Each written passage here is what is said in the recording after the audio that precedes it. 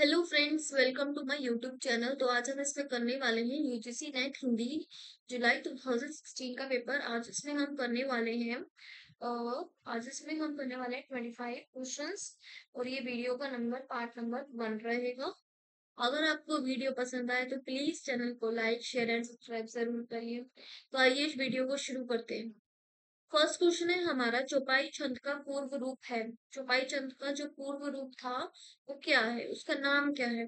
First है हमारे पास option पथड़िया, second option है पंचछटिका, थर्ड ऑप्शन है अरल एंड फोर्थ ऑप्शन है चौपाई।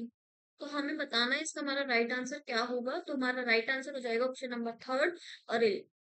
जो चौपाई छंद होता है उसमें कितनी मात्राएं होती है हमारी? 16 मात्राएं होती हैं चौपाई छंद के अंदर। ऐसे ही अरिल छंद में भी 16 मात्राएं थी और ये चौपाई छंद का पूर्व रूप है। आइए नेक्स्ट क्वेश्चन देखते हैं। क्वेश्चन नंबर टू है, डिंगल कवियों की वीर गाथाएं निर्गुण संतों की वाणियों, कृष्ण भक्तिया रागानुगा भक्ति मार्ग के साधकों के पद, राम भक्ति या वैदिक भक्ति मार्ग के उपासकों की कविताएं, सूफी साधना से पुष्ट मुसलमान कवियों के तथा ऐतिहासिक हिंदू कवियों के रोमांस और रीति काव्य, ये छहों धाराएं अब्रज कविता का स्वाभाविक विकास है। यह कथन किसका है? तो हमें बताना है कि ये छहों कथन अभ्रंश कविता के उपयुक्त में ये किसने कही है? कौन से रचनाकार हैं जिन्होंने ये पंक्तियां कही हैं? फर्स्ट ऑप्शन है हमारे पास रामचंद्र शुक्ल जी, सेकंड ऑप्शन है हजारी प्रसाद द्विवेदी जी, थर्ड ऑप्शन है Ramvilas Sharma ji and fourth option है राहुल सांकृत्यायन।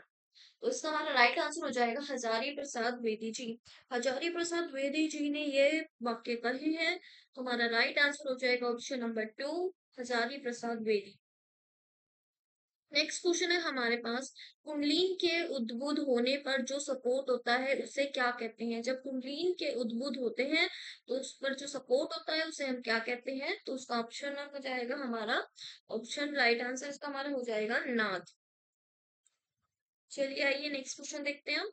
नेक्स्ट क्वेश्चन है हमारा, स्वामी अग्रदास का संबंध किस भक्ति शाखा से है? फर्स्ट ऑप्शन है ज्ञान मार्गी शाखा से, सेकंड ऑप्शन है प्रेम मार्गी शाखा से, थर्ड ऑप्शन है राम भक्ति शाखा से एंड फोर्थ ऑप्शन है कृष्ण भक्ति शाखा से। उसका राइट आंसर हो जाएगा हमारा राम भक्ति शाखा से। जो स्वामी अग्रदास जी थे वो राम भक्ति शाखा से थे। आइए नेक्स्ट क्वेश्चन देखते हैं। नेक्स्ट क्वेश्चन है हमारा, जायसी ने अपनी काव्य कृति में कयामत का वर्णन किया है। तो हमें बताना है कि जायसी की ऐसी कौन सी कृति है जिसमें उन्होंने कयामत का वर्णन किया है। ऑप्शन नंबर वन है हमारे पास मसलानामा, ऑप्शन नंबर टू है अखरावट, ऑप्शन नंबर थ्री है आखिरी कलाम, ऑप्शन नंबर फोर है गहरा नामा। इसका राइट आंसर हो जाएगा आखिरी कलाम। आखिरी कलाम में मोहम्मद जायसी ने कयामत शब्द का वर्णन किया है।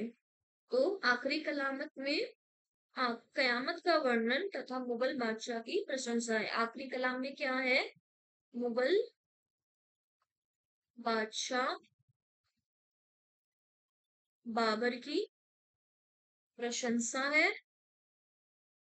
और कयामत शब्द का वर्णन है आखिरी कलाम में। जो जायसी जी थे वो प्रेम मार्गी शाखा के कवि थे। तो ये था हमारा क्वेश्चन नंबर 5। आइए हम आगे आगे देखते हैं क्वेश्चन नंबर 6। क्वेश्चन नंबर 6 हमारा, विशिष्टाद्वैत के प्रस्तोताचार्य कौन है?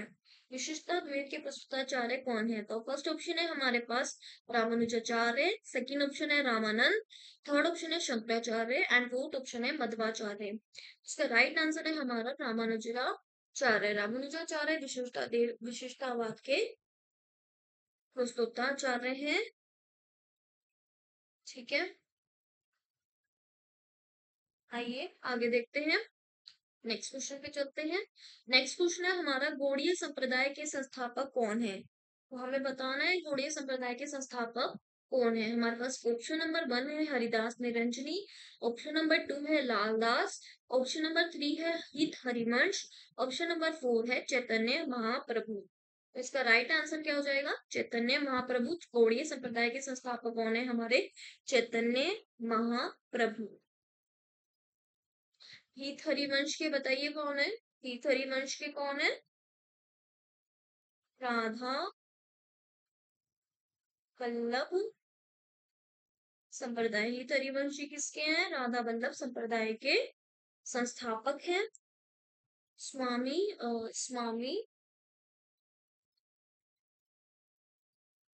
हरिदास जी सखी या फिर भक्ति संप्रदाय के संस्थापक हैं। और लाल दास जी लाल पंथ के संस्थापक हैं। ये बहुत इंपॉर्टेंट है कि ये तो हमारे लिए है ही इंपॉर्टेंट कि गौड़ीय संप्रदाय के संस्थापक चैतन्य महाप्रभु है, ये इस क्वेश्चन का उत्तर बनता है। लेकिन अगर पूछे हीथ हरिवंश संप्रदाय के कौन है, तो राधा वल्लभ संप्रदाय के हीथ हरिवंशी हैं। आइए नेक्स्ट क्वेश्चन देखते हैं। नेक्स्ट क्वेश्चन है क्वेश्चन नंबर 8।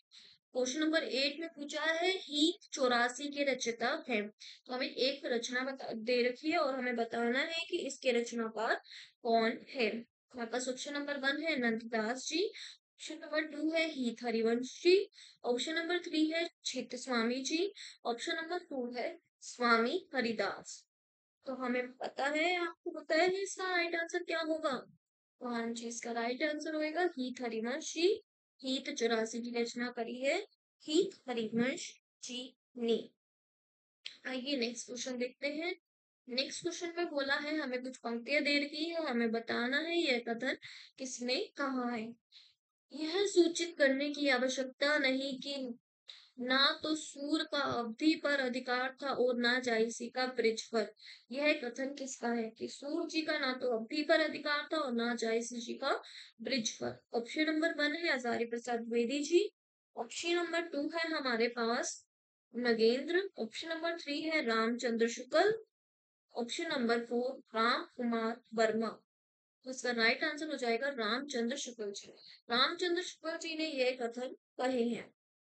आइए नेक्स्ट क्वेश्चन देखते हैं क्वेश्चन नंबर 10। क्वेश्चन नंबर 10 में बोला है गिरिय अर्थ जल बीची सम कहियत भिन्न भिन्न बंदो सीता राम पद जिन्हें परम प्रिय खिन। उक्त काव्य पंक्तियां किस कवि की हैं? ठीक है, तो हमें कुछ काव्य पंक्तियां दे रखी है, हमें बताना है इसके रचयिता कौन है। हमारे पास ऑप्शन नंबर 1 है केशव दास, ऑप्शन नंबर 2 है तुलसीदास, ऑप्शन नंबर 3 है ईश्वर दास, ऑप्शन नंबर 3 है नागरी दास।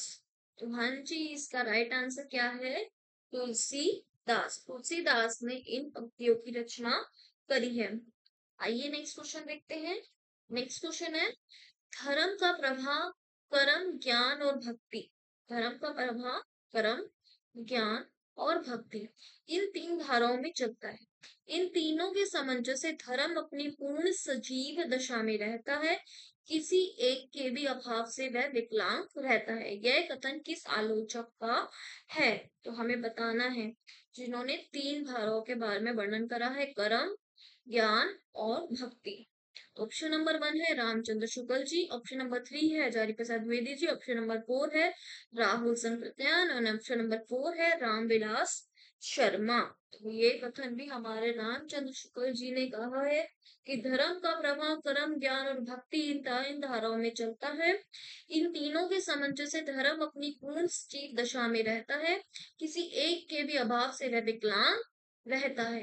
तो ये कथन किसके हैं? रामचंद्र शुक्ल जी के है। आइए नेक्स्ट क्वेश्चन देखते हैं क्वेश्चन नंबर 12। इनमें से किस कवि ने नखशिख शीर्षक से काव्य ग्रंथ की रचना नहीं की? नखशिख शीर्षक से काव्य ग्रंथ की रचना नहीं की। जहाँ पे नहीं लिखा हो वहां पे हमें मार्क कर लेना है ताकि हम भूले ना।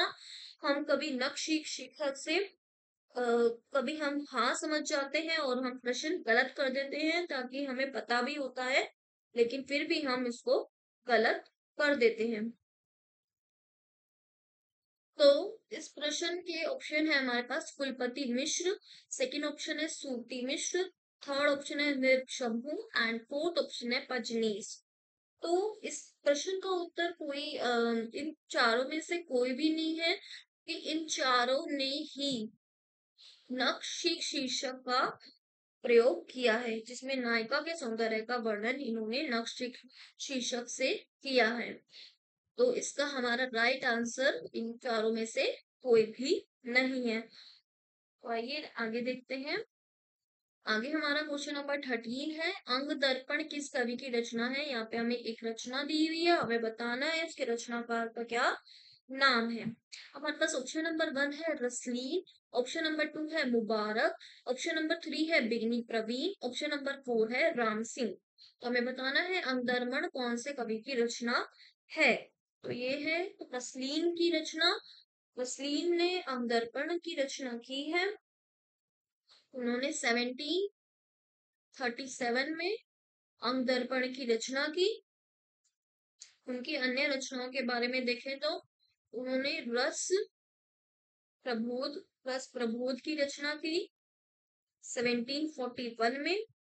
अगली है उनकी रसलीन की काव्य कृतियां। रसलीन की काव्य कृतियां नामक उन्होंने एक और रचना की। ये उनकी रचनाएं थी और हमारे प्रश्न में पूछा गया था कि अंग दर्पण किस कवि की रचना है, तो रसलीन की अंग दर्पण रचना है। आइए नेक्स्ट क्वेश्चन देखते हैं। नेक्स्ट क्वेश्चन में बोला है, हमें कुछ पंक्तियां दे रखी है, हमें बताना है वृजा, भानुजा और हल्दर में कौन सा अलंकार का प्रयोग किया गया है। तो हमें सबसे पहले इनमें इनका प्रयोग करने के लिए हमें अलंकारों का ज्ञान होना चाहिए। तो सबसे पहले हम पंक्तियां पढ़ते हैं, फिर उसके बाद देखेंगे कि कौन सा अलंकार इनमें है। तो आइए पंक्तियां पढ़ते हैं। पंक्तियां हैं, चीर जीवो जोरी जूरे, क्यों न स्नेह गंभीर, को घटी ये वृष भानुजा, वे हलदर के वीर। वृषानुभाजा और हलदर, इसमें हमें बताना है कौन सा अलंकार का इस्तेमाल हुआ है। ऑप्शन नंबर देखें। फर्स्ट है यमक, ऑप्शन नंबर 2 है प्रतीप, ऑप्शन नंबर 3 है श्लेष, ऑप्शन नंबर 4 है ब्याज स्तुति। इसका राइट आंसर हो जाएगा श्लेष अलंकार। श्लेष अलंकार का इसमें इस्तेमाल किया है। श्लेष अलंकार का अर्थ क्या होता है, जहां किसी शब्द के एक से अधिक अर्थ निकले, जहां पर किसी शब्द के एक से ज्यादा अधिक अर्थ निकले, तो वहां पे कौन सा अलंकार हो जाता है, श्लेष अलंकार। जैसे यहाँ पे हमारे पास दो और शब्द है, वृषानुभुजा और हलदर, इसके अन्य अर्थ भी निकलते हैं, इसलिए हमें इसे क्या कहते हैं, श्लेष अलंकार। आइए नेक्स्ट क्वेश्चन देखते हैं। नेक्स्ट क्वेश्चन है क्वेश्चन नंबर 15। यहाँ पे हमें कुछ पंक्तियां दे रखी है, हमें बताना है उक्त काव्यांश में कवि क्या कहना चाहता है। तो पढ़ते हैं पहले पंक्तियां, फिर समझने की कोशिश करते हैं कि कवि क्या कहना चाहता है।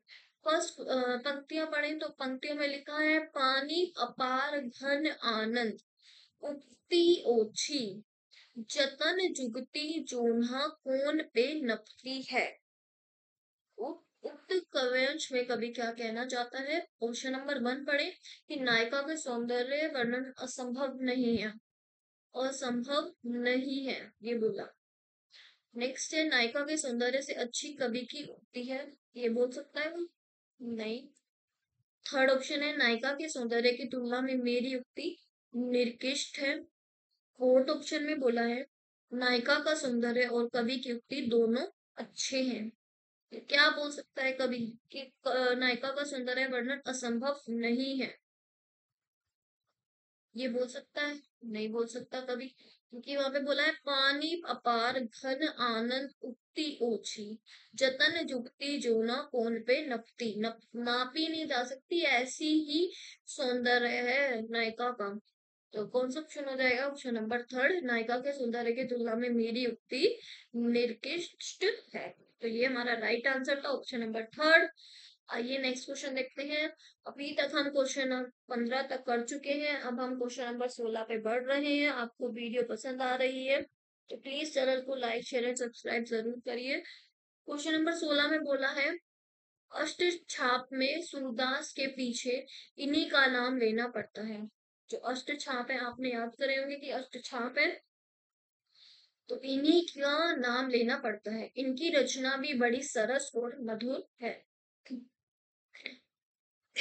इनकी रचना कैसी है, बड़ी सरस और मधुर है। इनके संबंध में यह कहावत प्रसिद्ध है कि और कवि गढ़िया नंददास जड़िया। यह कथन किस आलोचक का है?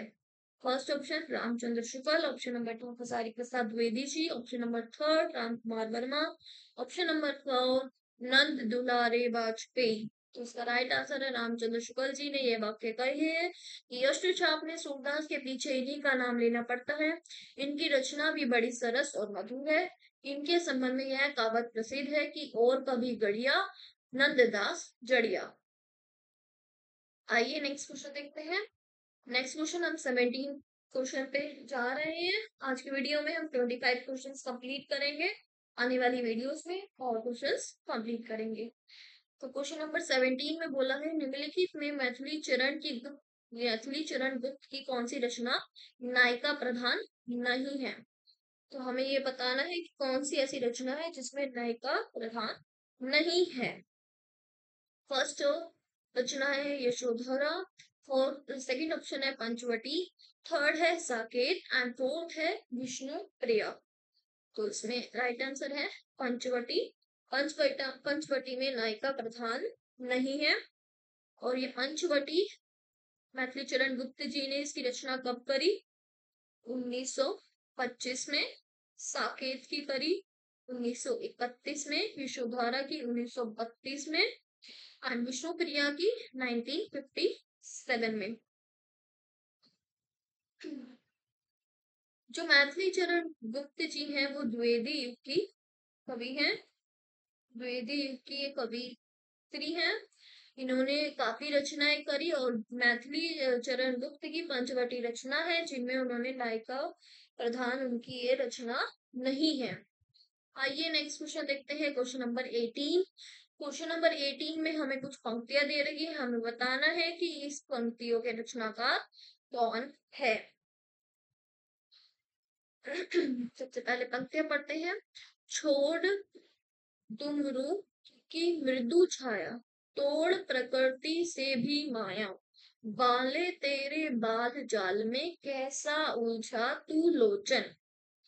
इन काव्य पंक्तियों के रचयिता है कौन है? फर्स्ट ऑप्शन है राम नरेश त्रिपाठी, सेकंड ऑप्शन है जयशंकर प्रसाद जी, थर्ड ऑप्शन है Sumitranand Pant ji and fourth option है सूर्यकांत त्रिपाठी निराला जी। तो इसका राइट आंसर है सुमित्रानंद पंत जी। सुमित्रानंद पंत जी ने इन पंक्तियों की रचना की है। आइए नेक्स्ट क्वेश्चन देखते हैं। Question number 19। क्वेश्चन नंबर 19 में बोला है दिनकर की किस कृति का कथानक कर्ण नहीं कर्ण है? तो हमें बताना है कि दिनकर की ऐसी कौन सी कृति है जिसमें उन्होंने कर्ण का वर्णन करा है और उसको कथानायक बनाया है। तो कर्ण आपको बताइए होगा कि कुंती का पुत्र कर्ण, जो महाभारत में भी है। कर्ण, कुंती और कुंती के अन्य 5 पुत्र भी थे। तो फर्स्ट ऑप्शन है हमारे पास कुरुक्षेत्र, सेकंड ऑप्शन है लक्ष्मी रथी, थर्ड ऑप्शन है परशुराम की प्रतीक्षा एंड फोर्थ ऑप्शन है उर्वशी। इसका राइट आंसर है रश्मि रथी। रश्मि रथी में ही कर्ण का वर्णन है और कर्ण कथानायक है इस कृति में। और रश्मि रथी है 1952 में रचित रामधरी सिंह दिनकर का एक खंड काव्य है। ये एक खंड काव्य है ये रश्मि रथी 1952 में रचित है और इसका कथानायक कौन है? कर्ण है। आइए नेक्स्ट क्वेश्चन देखते हैं। नेक्स्ट क्वेश्चन हमारे पास है क्वेश्चन नंबर 20 जिसमें हमें कुछ पंक्तियां दे रखी है। हमें बताना है इसके रचयिता कौन है।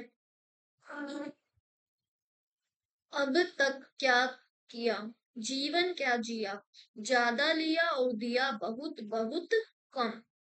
तो ऑप्शन 1 है इसका अज्ञे, ऑप्शन नंबर 2 है रघुवीर सहाय, ऑप्शन नंबर 3 है शमशेर बहादुर सिंह, ऑप्शन नंबर 4 है मुक्ति बोध। तो हाँ जी इसके राइट आंसर कौन है? हमारे मुक्ति बोध। ये पंक्तियों की रचना किसने की है? मुक्ति बोध ने। आइए नेक्स्ट क्वेश्चन देखते हैं। Question number 21। अभी तक हम 20 क्वेश्चन कंप्लीट कर चुके हैं। अभी हम 21 क्वेश्चन पे हैं और आज की वीडियो में हम 25 क्वेश्चंस कंप्लीट करेंगे।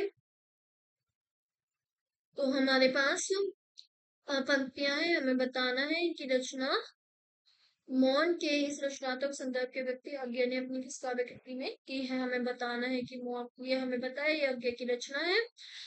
तो मौन के इस रचनात्मक संदर्भ की कौन से काव्य में की है। फर्स्ट पंक्तियां पढ़ते हैं। मौन भी अभिव्यंज्य है, जितना तुम्हारा सच है उतना ही कहो। तो ऑप्शन नंबर 1 है इंद्रधनुष रौंद हुए ये। सेकंड है पहले में सन्नाटा भूलता हूँ। थर्ड आंगन के पांव द्वार। फोर्थ है हरी घास पर क्षण भर। तो इसका राइट आंसर है इंद्रधनुष रौंदते हुए ये काव्य की रचना है, जिसमें उन्होंने मौन के रचनात्मक संदर्भ का वर्णन किया है। आइए नेक्स्ट क्वेश्चन देखते हैं। क्वेश्चन नंबर 2, विद्रोहिणी अम्बा नाटक के रचयिता कौन है। इसमें ये पूछा है हमसे, तो हमें बताना है। ऑप्शन नंबर 1 है हमारे पास सेठ गोविंद दास। ऑप्शन नंबर 2 है चंद्रगुप्त विद्यालंकर। थर्ड ऑप्शन है Govind Vallabh Pant and fourth option है उदय शंकर भट्ट। इसका राइट आंसर है उदय शंकर भट्ट जी विद्रोही अम्बा नाटक के रचयिता है। ठीक है, 1935 में उन्होंने विद्रोही अम्बा नाटक की रचना की। आइए नेक्स्ट क्वेश्चन देखते हैं। नेक्स्ट क्वेश्चन है हमारे पास। नेक्स्ट क्वेश्चन है हमारे पास, निम्नलिखित में से किस नाटक का प्रचन नायक गौतम बुद्ध है। बताइए, हमें बताना है कौन से नाटक के नायक गौतम बुद्ध जी हैं। फर्स्ट है हमारे पास अजातशत्रु। सेकंड ऑप्शन है विक्रमादित्य। थर्ड ऑप्शन है लहरों के राजहंस। थर्ड ऑप्शन है दशाश्वमेध। बताना इसका राइट आंसर क्या है। तो इसका राइट आंसर हो जाएगा लहरों के राजहंस के नायक गौतम बुद्ध हैं।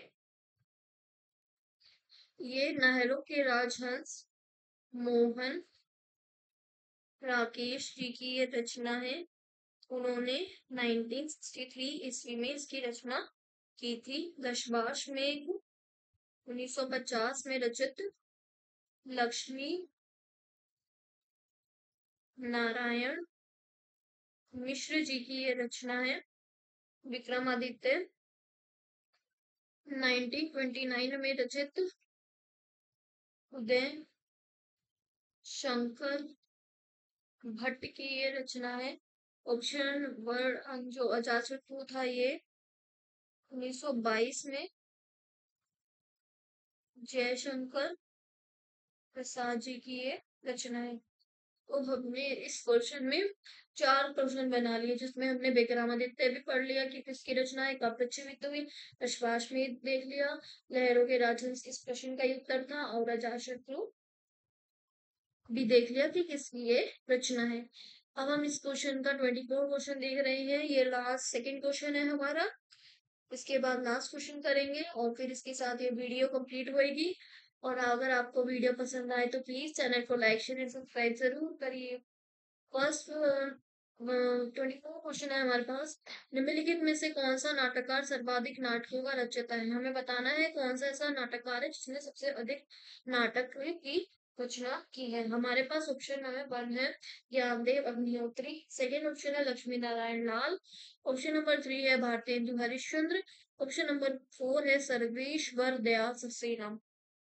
हाँ जी, इसका राइट आंसर हो जाएगा हमारा लक्ष्मी नारायण लाल। लक्ष्मी नारायण लाल जी ने सर्वाधिक नाटकों की रचना की है। ठीक है, तो हम आगे जैसे कि उनकी कुछ रचनाएं हैं, जैसे अंधा, वो इनका एक नाटक है जो 1955 में हुआ। फिर मादा कैक्टस जो 1959 में। फिर तीन आंखों वाली मछली, तीन आंखों वाली मछली 1960 में। ये इनके अन्य नाटक थे। तो सबसे अधिक सर्वाधिक नाटकों की रचना किसने की है, लक्ष्मी नारायण लाल जी ने की है। तो हाँ जी, ये हमारी वीडियो का लास्ट क्वेश्चन है 25 क्वेश्चन। इसी के साथ हमारा पार्ट 1 कंप्लीट होएगा इस पेपर का। तो अगर आपको वीडियो पसंद आए तो प्लीज चैनल को लाइक शेयर एंड सब्सक्राइब जरूर करिएगा। तो आइए नेक्स्ट क्वेश्चन देखते हैं। 25 क्वेश्चन देख रहे हैं हम। 25 क्वेश्चन जिसमें हमने हमसे क्वेश्चन पूछा है कि पूस की रात कहानी का प्रमुख पात्र है। हमें बताना है पूस की रात कहानी का प्रमुख पात्र कौन है। ऑप्शन नंबर 1 है हमारे पास माधव। ऑप्शन नंबर 2 है अलगू, ऑप्शन नंबर 2 है हल्कू, ऑप्शन नंबर 3 है हर रघु। उसका राइट आंसर है अलगू। अलगू पूस की रात की कहानी का प्रमुख पात्र है।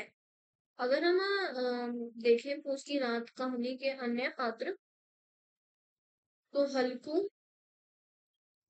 पूस की रात से है, मुन्नी और जबरा। जबरा क्या था? एक कुत्ता। और पूस की रात की रचना कब हुई है? 1930 में पूस की रात की रचना हुई।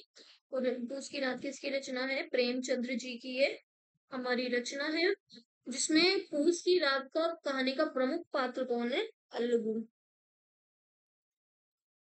अगर हम कफन की बात करें, तो कफन के है हमारे अलगू चौधरी जुम्मन शेख।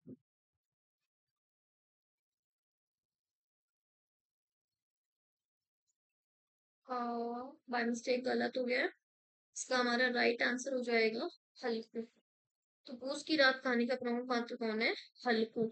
इसमें हल्कू, मुन्नी, जबरा ये सब है। 1930 में ये रचित है पूस की रात। इसके प्रमुख जो प्रेमचंद्र जी की कहानी है, प्रमुख पात्र हल्कू है। तो ये था आज हमारी वीडियो का पार्ट नंबर 1, जिसमें आज हमने कर लिया पूरा 2016 का पेपर पार्ट नंबर 1।